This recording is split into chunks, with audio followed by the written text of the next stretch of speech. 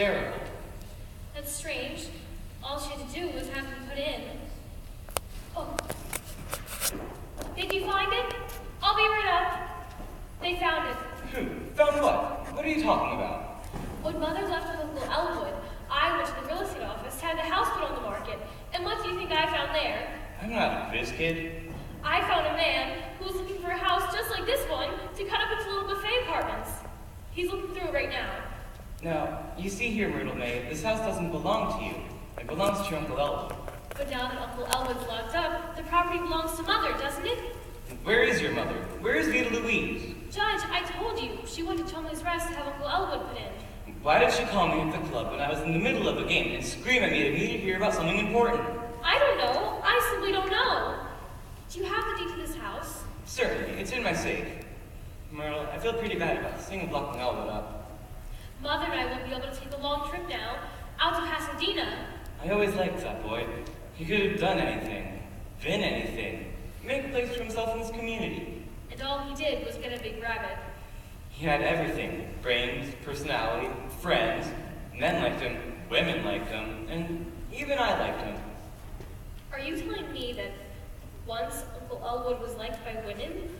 I mean, in that way? Well, not since he started running around with this big rabbit, but they did once. Once that mailbox of your grandmother's was full of those little blue envelopes for Elwood.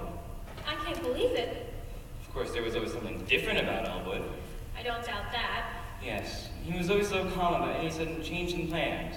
I used to admire it, but I should have been suspicious. Think your average man looking up and seeing a great white rabbit. He'd have done something about it, but not Elwood. He took that calmly too.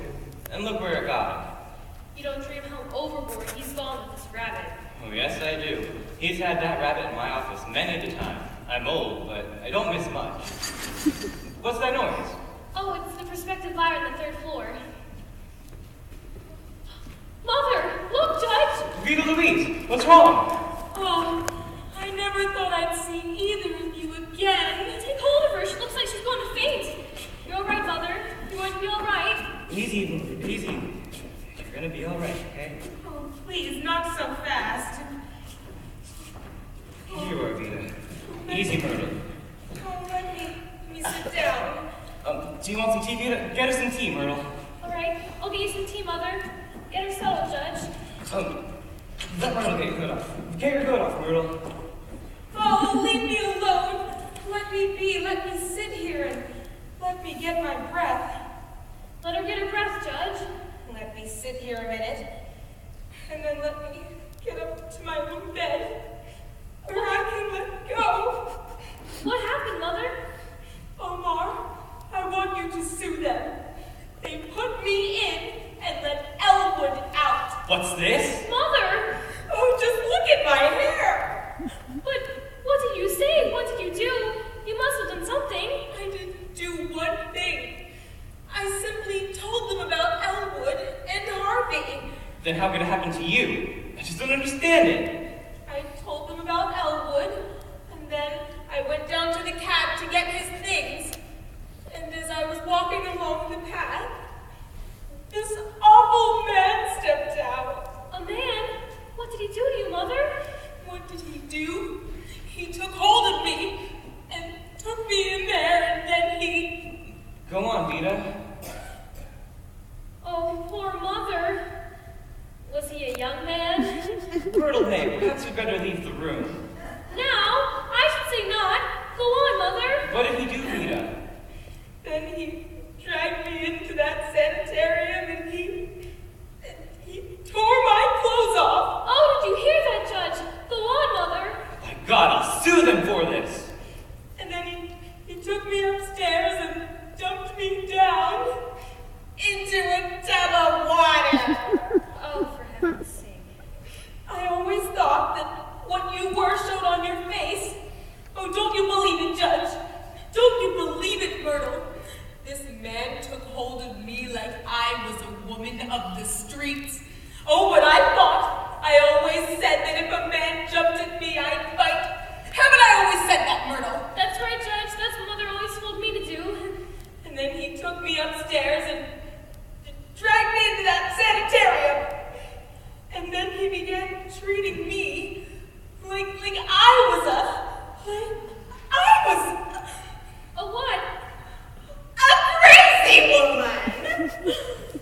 did that just for spite. Well, I'll be damned! You've got to do something about it, Judge. You've got to sue them. I will, Vita. By God, I will. And then those doctors came upstairs and asked me a lot of questions. All about sex urges and all of that filthy stuff. Oh, you'd better get the authorities to clean it up, Omar. Oh, Myrtle May, don't you ever go down there, you hear me? This stinks to high heaven, Vita. By God, it stinks. You have to do something about it, Judge. I will, Vita. By God, I will. If Chumley thinks that he can run an unsavory place like this on the outskirts of town, he'll be publicly chastised. By God, I'll run him out of the state. Tell me, Judge, is that all that those doctors do at places like that? Think about sex? I don't know. Because if it is, they ought to be ashamed of themselves. It's all in their head anyway. Well, why don't they go out for long walks in the fresh air? Judge Gaffney walked for years, didn't you, Judge? Now, let me take some notes on this. You said these doctors came up to talk to you. Dr. Chumley and what was the other doctor's name? Sanderson. But Judge, don't you believe a word of what that man tells you? He's a liar. Close-set eyes. They're always liars. Besides, I told him something in the strictest confidence, and he blabbed it. What did you tell him? Oh, what difference does it make? You can't trust anybody. Vita Louise, anything you told this Dr. Sanderson, you can tell us. This is your daughter, and I am your lawyer. Well, I know which is which. Besides, I don't want to talk about it. I want to sue them, and I want to get up to my own bed. But Mother, this is the important thing anyway. Where's Uncle Elwood? I should have known better than to try and do anything about him. Something protects him. It's that awful hookah. Mother, answer me. Where's Uncle Elwood? Well, how should I know? They let him go. They're not interested in men at places like that. And don't act so naive, Myrtle May. What's that noise? Oh, I found a buyer for the house. You what? Listen, Mother. No matter what happened out there, we still gotta find Uncle Elwood. Oh, well, I don't know where he is. Next time you take him, Judge. Oh, wait until Elwood hears about what they did to me. Oh, he won't stand for it. Don't forget to sue them, Judge. And Myrtle May, all I hope is that never in your life, a man tears the clothes off of you and dumps you down into a tub of water.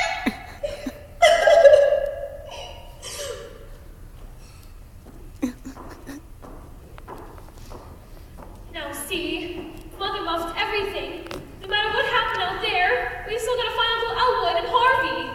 The thing for me to do is to take some more notes.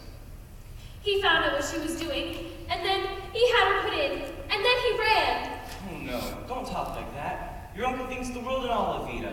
Ever since he was a little boy, all he ever wanted to do was share everything he had with her. I'm not giving up. We'll hire detectives, and we'll find him.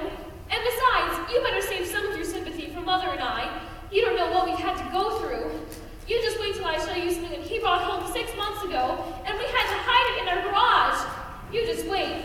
I'm going up to talk to Vita. There's more than this than she's telling. I sense that. Wait till I show you, Judge. I'll wait. Okay, is he here? What's this? That crap about the rabbit, is he here? No, and who may I ask are you? He's not here, Doctor. Okay. Dr. Chumley's coming in anyway. What's your Chumley. name? Well, I've got something to say to him. What's your name? Let's have it. I'm Judge Gaffney. Where's Chumley? The reason I asked your name is Dr. Chumley always likes to know who he's talking to. This guy says his name is Judge Gaffney, Doctor. Dr. Chumley. Well. Let's not waste time now. Where is he? Who? Elwood? He's not here. But you see, Doctor. Oh, he's smartening up now. He's hiding. It'll be an awful job to smoke him out.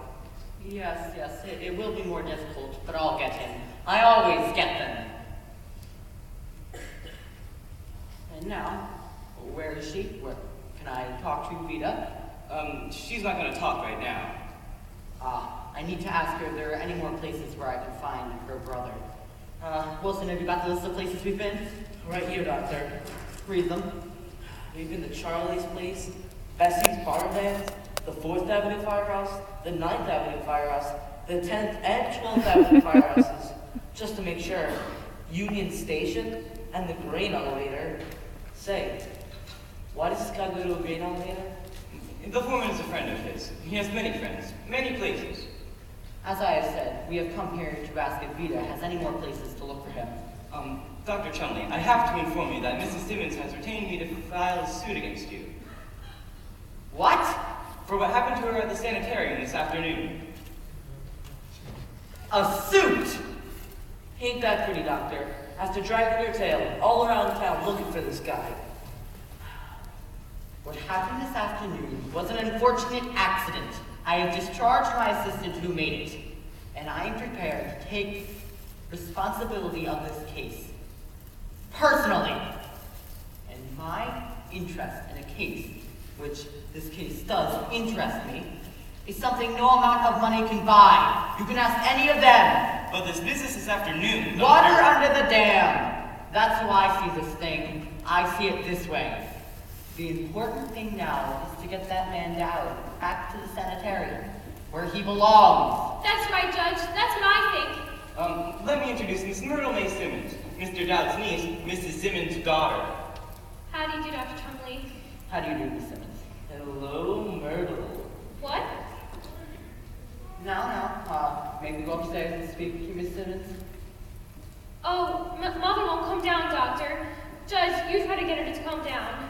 Now, so you see here, Myrtle May, your mother was manhandled. She was... God knows what she was. The man's approach to her was not professional, it was personal. Wilson, this is a serious charge. Doctor, I've been with you for 10 years, and you're gonna take the word of, what's your name again? Gaffney, Judge Omar Gaffney. You're gonna take the word of this old blister Gaffney. Wilson! Me the Dave who sees a rabbit. It's not Mrs. Simmons who sees a rabbit, it's her brother. Yes, it's Uncle Elwood. If you'll come with me, Doctor. Very well. Wilson, stay here. I have a situation. So, your name's Myrtle May. What, oh, yes. Say, if we get your uncle, you're liable to be coming out to the sanitarium on visiting days. Oh, I don't know. Well, if you do, I'll be there. You will? Oh, And if you don't see me at first, don't worry, I'll show up. you will? Oh. I mean, you heard the doctor tell me to wait here. Mm-hmm. Well, I sure could use a sandwich and a cup of coffee. Oh, yes, if you'll excuse me, I'll proceed into the kitchen. Yes, sir. You're all right, Myrtle. What? The doctor noticed it right away. He don't miss a trick. What? You not only got a nice build, but you got something else, kid. What? You got the screwiest uncle that ever waltzed in our house.